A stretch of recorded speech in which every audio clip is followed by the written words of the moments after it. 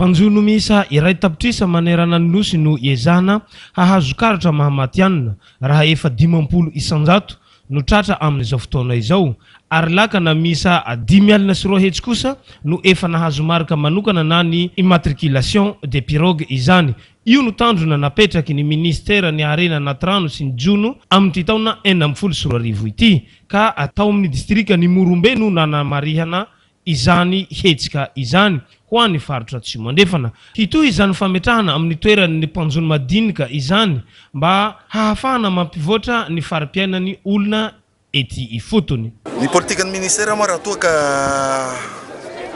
20,000 tao ny carte pêcheur zay voazara hatramin'izay sy eo amin'ny 5,000 latsaka zany ny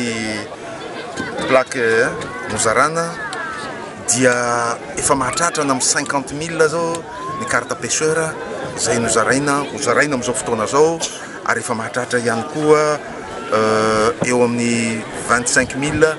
efa misasaka zany satria raha hitantsika moa tamin'ireny enquête cadre zay natao teto farany reny dia ny pêcheur eo amin'ny 100,000 pêcheur à Madagascar ary 50,000 ny lakana misy ka efa eo amin'ny moitié zao tsika amin'izao fotoana zao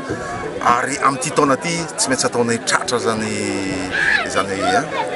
isa rehetra zany. Ankoatry ny lelavola mba ho fanampiana ireo mpanjono eto Morombe dia notolorana salotraina na gilet de sauvetage hoentina manjono ihany koa izy ireo ka ny ministry ny Harena Natrano sy ny Jono Andriamato Gilbert François izay nanolotra izany tamin'ny anaran'ny filoham-pirenena Hery Rajaonaromampianina ary nanamafa mitsinjo hatrany ny malagasy indrindra fa ny mpanjono aty ifotony ny fitondram-panjakana.